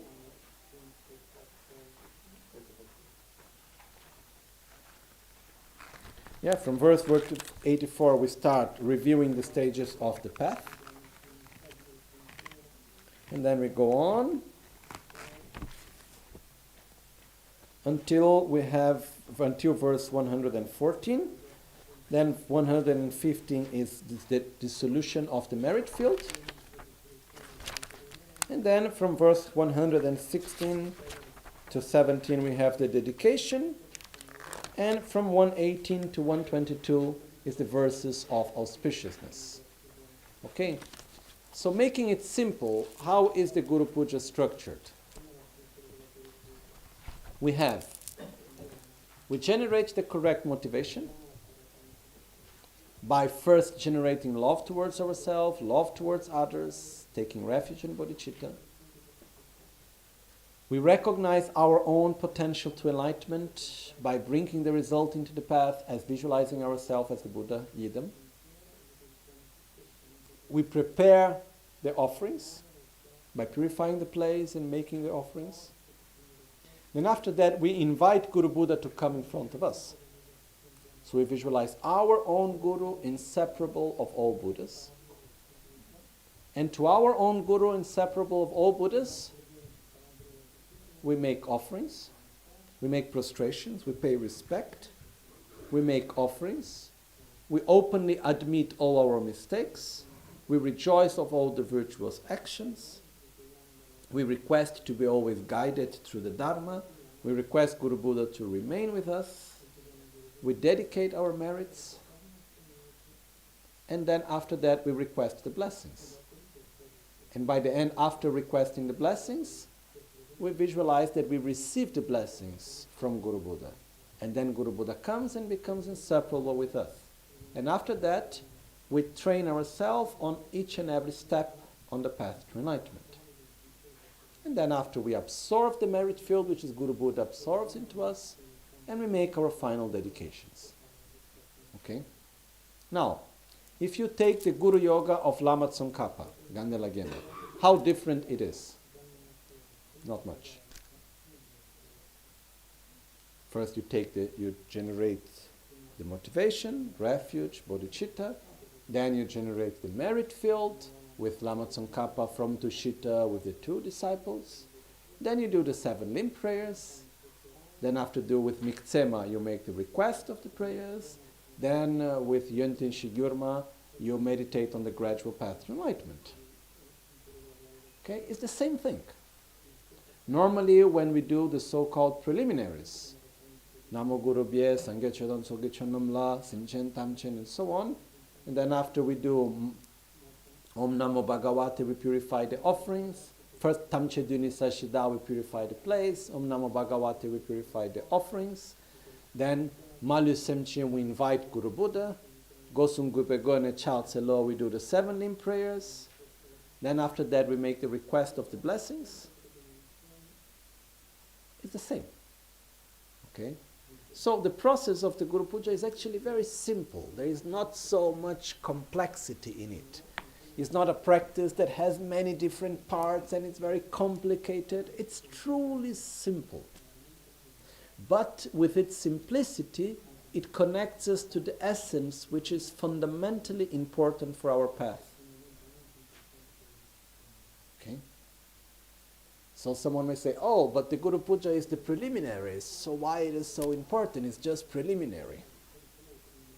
Preliminary means the foundation, the basis. What is the actual foundation? What is the actual basis? What are the actual preliminaries?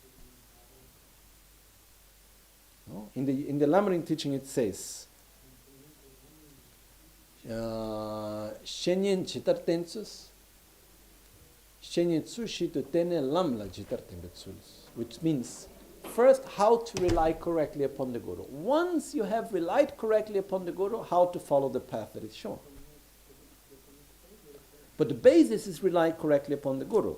So what are the actual preliminaries? Taking refuge, which is developing love towards oneself. Developing bodhicitta, which is developing love towards others. Bringing the result into the path as seeing ourselves as the deity, which means taking refuge in our own potential of enlightenment. Visualizing Guru Buddha. Doing the 7 limb prayers, which is basically a way of training ourselves into the pure relationship with the Guru. By inviting Guru Buddha and seeing our Guru inseparable from Buddha, we are training ourselves in what is called how to rely correctly upon the Guru mentally, which is to see the Guru and the Buddha inseparably. We do that by visualization. And then when we start from prostrations to the rest of the 7 limb prayers, is how it is to training ourselves into relying correctly upon the Guru through our actions. So we pay respect, we make offerings, we develop gratitude, and so on. So these are all symbolic. The words that we say, the visualizations we make, this is just a method to develop the actual preliminaries, which is to take refuge, to develop bodhicitta, and to rely correctly upon the Guru. This is the actual preliminary, which we do through the verses, through the visualizations. But the actual preliminary is an inner state of consciousness that we need to develop. Okay? And this is giving us this tool, is giving us this opportunity with beautiful words that have been taught and passed from Guru to disciple up to us. So it's very precious, and it's not that complicated. Someone may say, oh, the Guru Puja, so many verses, it's so long. It's not complicated. You know, just prostrations are few verses for prostrations. The part of offering is a little bit long, not really long, but it's a little more verses. The visualization of the merit field, the description is not in one line, it's a little bit more. But basically what we do is take refuge, generate love and compassion towards oneself, take refuge. Generate love and compassion towards others, generate bodhicitta. Recognize your own potential of enlightenment, see yourself as the Buddha, purify the environment, purify the offerings, visualize your Guru as being inseparable of all the Buddhas, inseparable of your idam.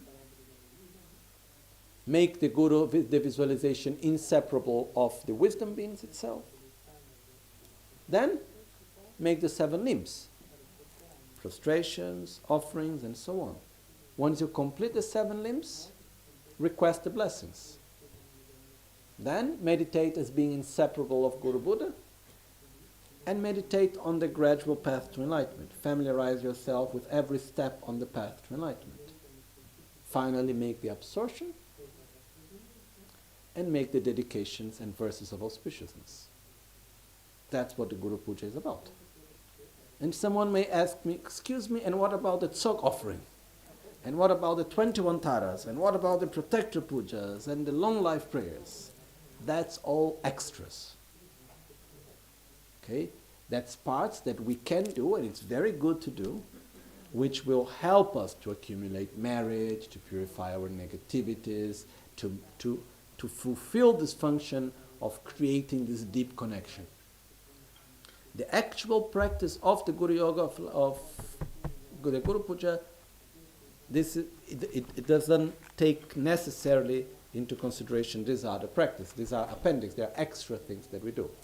That's why the verses we go, no? Normally we would go, like when as we're reciting, we go from verse 54 to verse 84. Everything that is in between is extra. Okay? So we can practice daily jumping from verse 54 to verse 84 without any problem.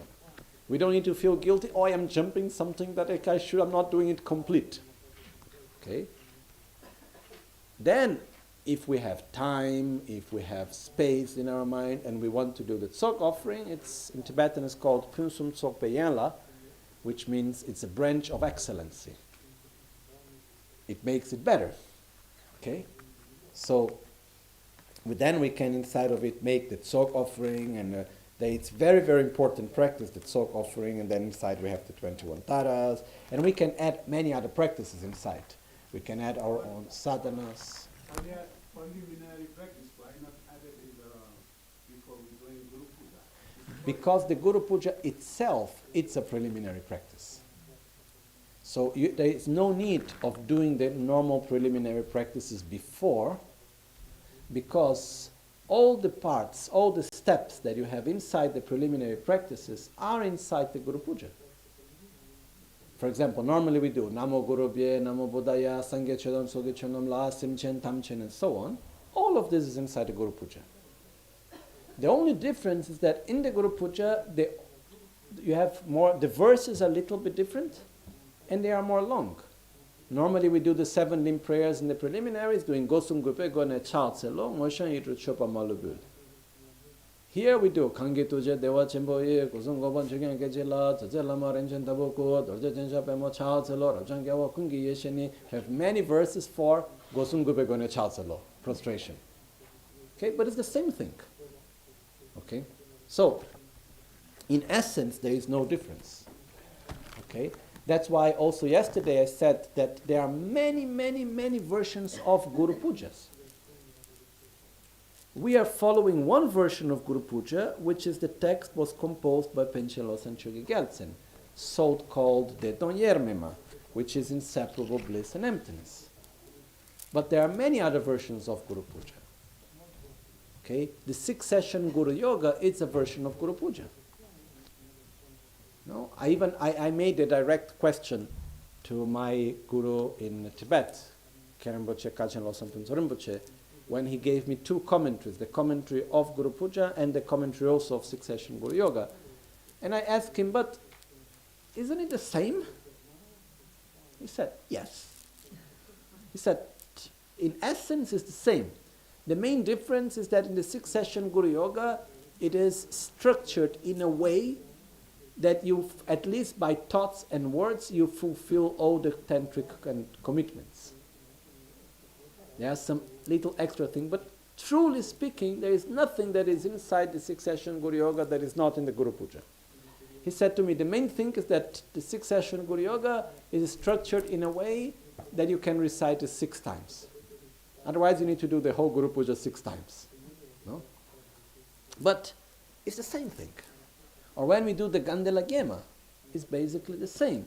Or when we do many other forms of Guru Yoga practices. Okay, there are maybe some small details that is in one that is not in the other, some emphasis that is given in one that is not given in the other.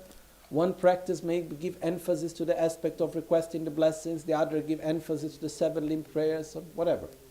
But the structure is the same, the path is the same. Okay? So it's very important for us to understand this structure, because then we can choose. Okay, we like to do prostrations longer. We like to do offerings longer or shorter. We like to make the requesting of the blessings longer or shorter. We can choose all of that. But the structure remains always the same. Okay? This is just to make clear that the practice of Guru Yoga is not reciting these verses. These verses are there to guide us through the practice of Guru Yoga, which can be done with different verses, but this is one of the ways of doing it. The actual practice is the inner state of thoughts and consciousness that we develop as we go through it. Okay, so then tomorrow we will go starting from verse number 1, and then we go step by step, going through each part of the practice and the sadhana. Okay. Gyältsen lame kutse rapten chin namkar tinle cholchur gepadang losan tempe drume sasumgi drove munse tautu ne gyur chi nimo dele tsendele nime kuyan delek shin ninsen taktu delek pe Concho sumke jingi lok, concho sumke ngodrup so, concho sumke trashisho. At dawn or dusk, at night or midday, may the 3 jewels grant us their blessings. May they help us to achieve all realizations and spring all the path of our lives with various signs of auspiciousness. All'alba o al tramonto, di notte o durante il giorno, possano i 3 gioielli concederci le loro benedizioni, possono aiutarci ad ottenere tutte le realizzazioni e cospargere il sentiero della nostra vita con molti segni di buon auspicio.